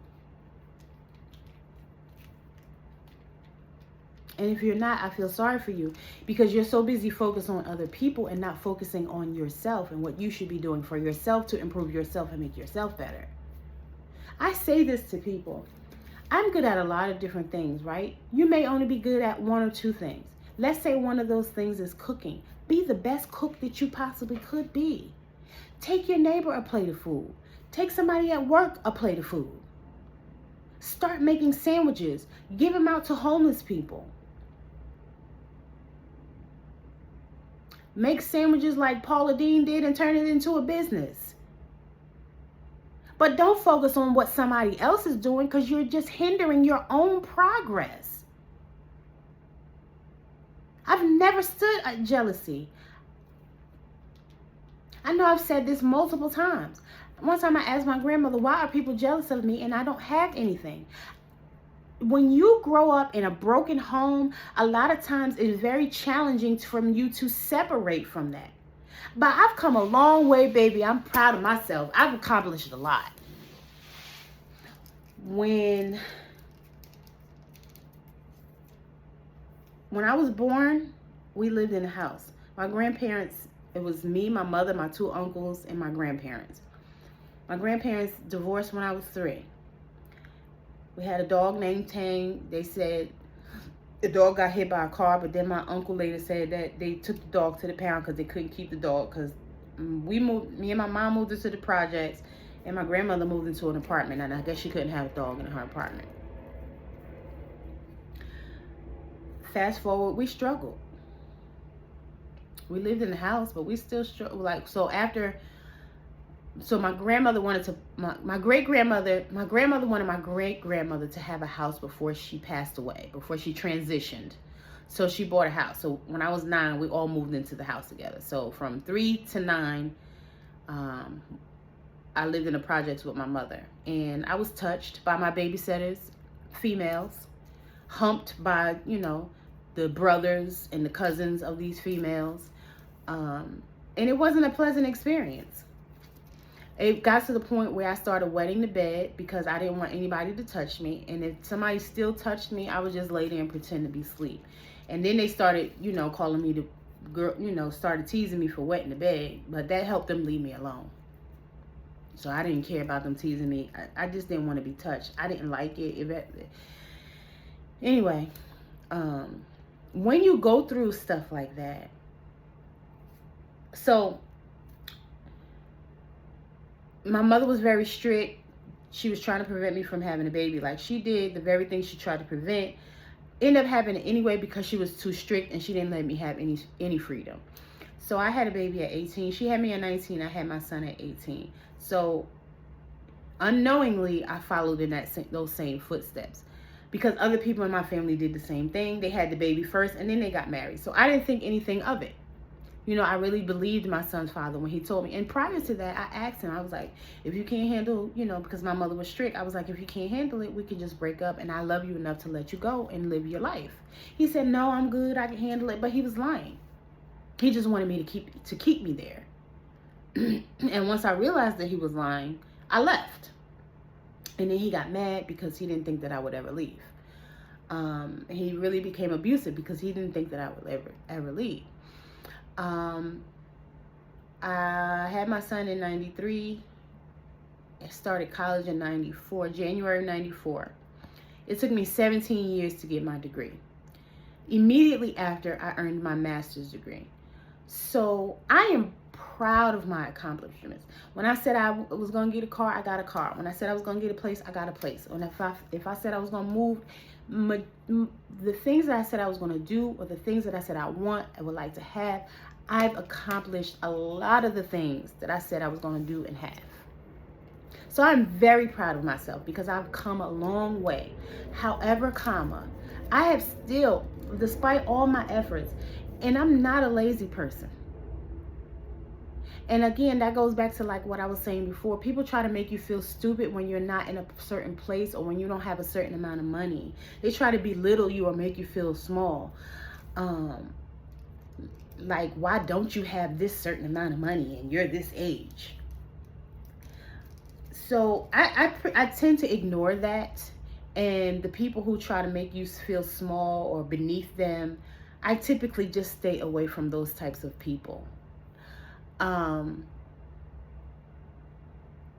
I'm just sharing a little small portion of my story, but I know I'm not the only one who has been through struggle and who has tried to overcome it, but still find themselves. And I'm in a good position. Everything is not the way that I would like for it to be. I am still struggling. I am behind on bills, like I said. Because I was on disability for so long, in order for me to stay in my apartment, because once I finally did start working, obviously it takes a while before you get paid.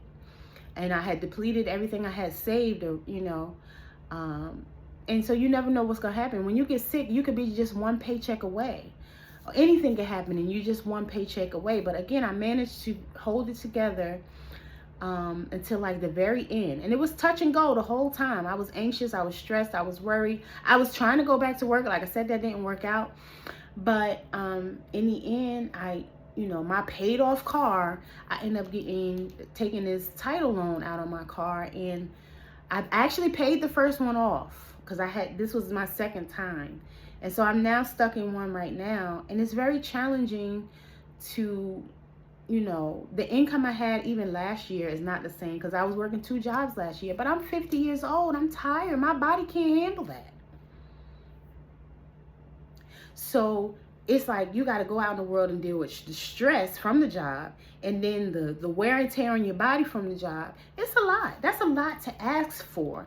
But you know, there's a certain group of people who think that melanated people like me don't experience pain and that we can just handle anything. Even during when I had my disability, I asked the doctor, can you look up piriformis syndrome? And he said, oh, you couldn't possibly have that because if you did, you would be in a lot of pain. Motherfucker, I am in a lot of pain. How can you judge how much pain I'm in? I may have a high tolerance for pain, but that doesn't mean that I'm not in pain.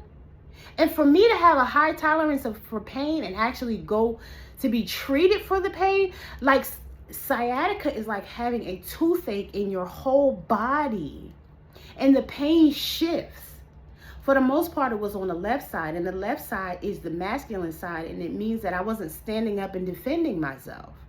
And so it turned into pain in my body because I was holding it in. Like I said, in that particular situation that I was in, they kept sending people to me to try to provoke me or sabotage me, to get me thinking that I would be stupid enough to cuss somebody out. I'm almost 50 years old. You don't think I can see through this foolishness? And it took a whole bunch of y'all to come together and try to come against me to come up with this idea, and it still didn't work. And y'all still keep trying. That's stressful. And again, it turns into pain in the body. Please read the book, The Body Keeps the Score, and don't tell me that I'm wrong. Because one of the things that I was doing was research. One of the things that I did was become a certified life coach, and that's one of the things that I learned during my coaching. It was 8 months. I also became a certified yoga instructor. That helped to release some of the pain in my body. And I also started doing Reiki. And I also started seeing a doctor who, you know, practices holistic medicine. I fasted for almost, I tried to go for 90 days. It was at least 70 something days. I stopped counting after 60. But I know I kept going. But I started having heart palpitations. Because my magnesium and my potassium levels were low, and I started feeling like lightheaded, so I had to start back eating again.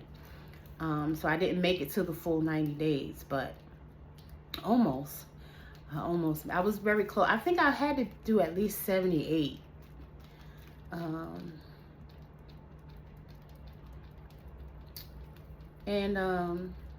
I did everything I could possibly think of to get that pain out of my body because nothing gave you relief. The medicine the doctors gave me didn't work. Sitting, standing, I could barely sleep. It was horrible. I had a cane. I still have the cane.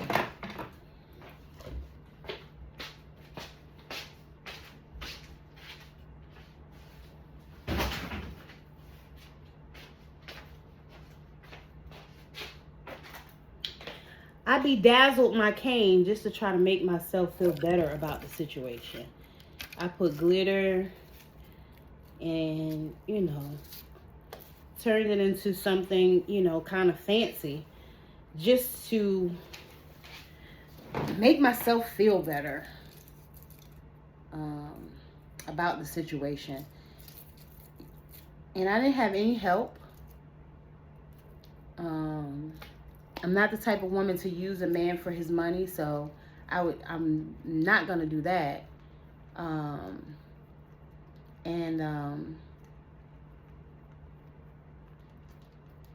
son only came over 3 times in a year and 5 months. First time he came over, it was like, oh wow, I can't believe you, blah blah blah.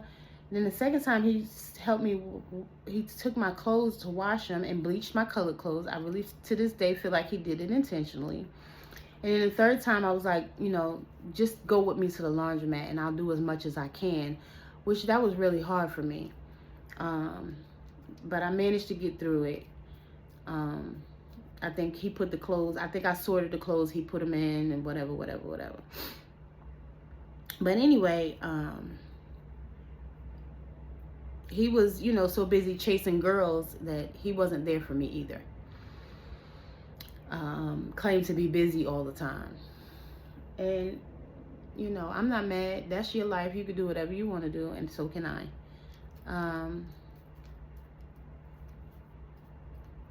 But I said all that to say I'm not a lazy person. I've always been willing to work. I've always been good at what I do. Almost every job I've ever had, I've always been promoted. My very first job was McDonald's. They made me a supervisor.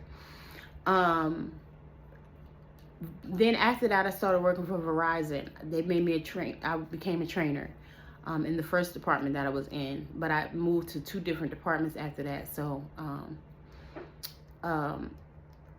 I've been assistant manager. I've been a lead. I've been a manager. I've owned my own businesses, I should say. So I've always been a go-getter. I've always been ambitious. I've always wanted to have more than what I was born into. But like I said, it can be very challenging to rise above that. And even if you get, like, say, a lump sum of money, if you've never had a lump sum of money, sometimes you don't know what to do with it. And you do the wrong thing, like pay off all your bills instead of using it to maybe start a business. And it's fine if you use it to pay off all your bills. But again, you should invest that money or use that money for something that's going to generate more income and bring some more money into you instead of just giving it away, if that makes sense. Because that's one of the ways you pull yourself up, by your bootstraps. If you get a certain amount of money, start that business. Work for yourself. Buy that car or whatever it is, that machine, whatever it is you need to get started. And, you know, don't let anybody talk down to you or belittle you or make you feel like you're less than. Because, you know, again, despite my efforts to be quote unquote what Americans call successful, I know that I'm still successful because I've come a long way. I've come very far from where I've come from. I've accomplished a lot. And that's the reason for me saying what I just said and sharing part of my story. I've come a long way. I've been through a lot. But I don't go around angry, taking it out on other people because of what I've been through and what I've experienced. That's not right. That's not fair. The people that are in my life now didn't do it. But if I do feel like somebody did something to me to offend me now, I typically tend to speak up about it and you know, speak up for myself instead of holding it in. But if I do hold it in, it's for a good reason, because everything's not, you don't have to say everything. Everything's not meant to be said. Sometimes you have to choose your battles. Like the battle with the girl who said, oh, this is supposed to go to here and not there. I knew I was right. Other people around knew I was right. But because she, you know, she then accused me of wanting to argue with her, baby, you can have it. we're gonna put it where exactly where you said. But then, like I said, that same person will go and lie because they want to sabotage you anyway, because they're intimidated by you. They're jealous by you. They're afraid of you. They're afraid you're going to get a promotion before them, or make more money than them, or have more than them. So they're going to go lie to the supervisor. The supervisor's not going to ask your version of the story. They're just going to accept the lie. And then, you know, this is their way of sabotaging you.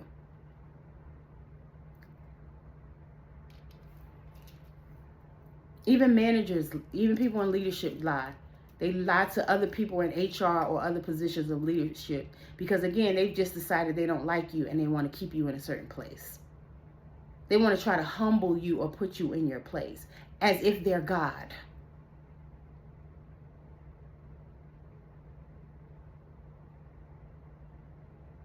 No. And then they have the nerve to judge you and criticize you because you don't have certain things or not in a certain place. It's horrible. People can be horrible. But anyway, I said I was going to get off here before, but I'm really going to get off here now. I thank you for listening. Don't forget to like, comment, share, and subscribe. And as always, I love y'all. Later. Mwah.